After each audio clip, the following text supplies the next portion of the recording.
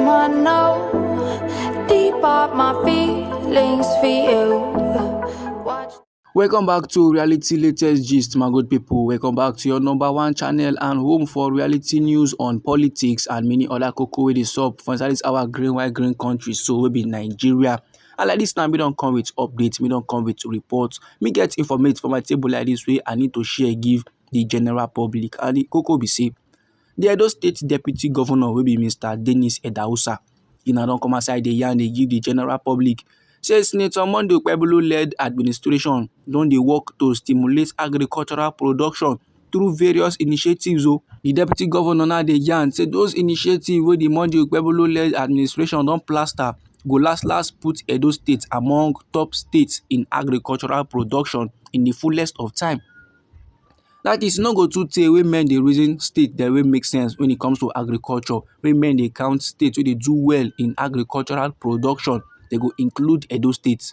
And Mr. Dennis Edawusa will be the deputy governor of Edo State, so in the yarn all these levels when him be the play host to the executives and members of the All Farmers Association of Nigeria, the Edo State chapter. And this chapter so is led by their presido, and they go by the name Alhaji Ebiredelu Dogwo Bako. Then as Oga Dennis Edawusa dey yarn about how Edo State dey blessed with land where men fit plant things and things, and the land so still get the prospect of significantly increasing the Edo State gross demographic. Then as Oga Dennis Edawusa dey yarn about how blessed Edo State be with many land wey dem get where men fit plant things and things, and those lands sef still get the prospect. Those lands too, men fit still use am take increase the Edo State gross domestic product. And as Oga Dennis Edawusa dey yarn about how blessed Edo State be with the many land wey dem get where men fit plant things and things, and those lands so e get the prospect, and the land so get the potential, the land get the prospect of significantly increasing Edo State gross domestic product. As the deputy dey yarn all these levels, he come dey yarn, and as the deputy dey yarn about all these levels, so he come dey yarn say agricultural sector dey among the 5-point agenda of Senator Monday Okpebholo-led administration. According to how talk take come aside from the mouth of Mr. Dennis Edawusa, will be the deputy governor of Edo State. He said this administration so they remain committed to revamping the sector, and that now one of the efforts they make to improve the livelihood of country people and as well as Edo State people. He said as an administration, food security now a key component for their 5-point agenda. And for the first time in history of Edo State, they don't get over 70 billion naira allocated for agriculture for inside their budget. And with this development, so men now go know say there is so much emphasis on agriculture, and Edo State is so much blessed with fertile land. And before the advent of petroleum, agriculture was the key and major source of revenue for inside we green white green country, maybe Nigeria. And them now they do extremely well in the agricultural sector. But when men now can't discover crude oil, men now can't abandon agriculture. That's now why men they where they day today for inside a green white green country, maybe Nigeria. And in line with our President Bola Ahmed Tinubu agenda, as our President Bola Ahmed Tinubu be yarn give every state make them focus on agriculture. He now will be the deputy governor of Edo State.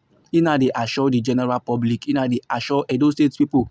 Edo State go last rank in one of the top states in agric production and business. And to achieve that height, so to achieve this development, to achieve the levels where in the yarn, so it now they assure farmers for inside Edo State. Say last the government go collaborate with them so that they go fit strengthen the association, so that things go work well for inside Edo State. The deputy governor still talk about the effort where Edo State government they make to calm down insecurity, especially the herders and farmers clash them.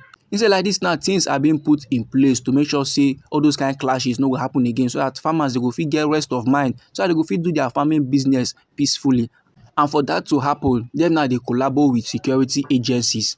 According to how the talk they come aside from his mouth, he said on behalf of his principal, that is the Edo State governor, Senator Monday Okpebholo, he now will be the deputy governor in the assure Edo State people. He said on behalf of his principal, that is Senator Monday Okpebholo, will be the governor of Edo State. He said him now will be the deputy in the assure Edo State people. Say there's going to be a strong collaboration between the government and the All Farmers Association of Nigeria. So make men be rest assured. Say last, farmers they go back to their farms and they go dey safe because the government go protect them and their families. Anyhow dis informate be you for body, my good people, feel free make you drop am. Now onto dis informate so anyhow the matter be you for body, or if you be say you get contributions, feel free make you drop am inside our comment section. But meanwhile, me still get another report on my table wey I still need share give the general public, and the koko be say the Edo State Sports Commissioner come dey yarn say the sports festival dey align with the sports development program of Governor Monday Ukpebelo's administration. Amen don arrange say the festival go happen from the 21st day of April to the 1st day of May for this year 2025.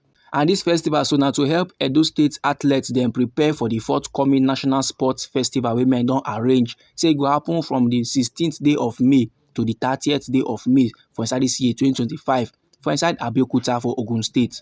The Edo State Sports Commissioner was very much enthusiastic. He now dey believe say through the sports festival so many promising talents go dey discovered and nurtured.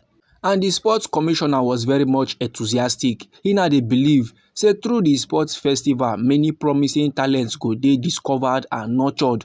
And last the talents go play significant roles in the success of Edo State. And they come dey talk about how important it be for all the 18 local government areas dem wey dey for inside Edo State to participate for the Edo State Sports Festival. And also he come dey urge the commissioner for the local government and chieftaincy affairs wey be Barrister Lucky Ezegbe, so make him try galvanize support from local government acting chairmen to make sure say athletes dem receive the best support. So my good people, when it comes to sports and you as a country person, you know very well say you get one or two for body wey men fit recognize as talent. E go good make you follow join body for this sports festival wey wan play for inside Edo State. So that last if you represent your state for inside Ogun State. And this my good people na the information wey I wan share give the general public. Now anyhow the matter be you for body, or if you be say you get contributions about this very particular topic, so no let anybody or anything stop you. Feel free make you drop am inside our comment section. Once again, now we be reality latest gist, and our hobby now to dey give on our reality news on politics and many other koko wey dey sup for inside this our green white green country so we be Nigeria. And if you be say you like this informate and you go like to dey receive more, then sharply make you subscribe to this channel and make you put on the notification bell, very important, so that as we bring the news they come your side, then you go first receive the updates and you go even get am sharp. And I beg make you share these updates to your family and friends, make them too know wetin dey sup for inside we nation Nigeria. Now me dey come back again with more reports, with more updates for you my good people. Try make you no go anywhere.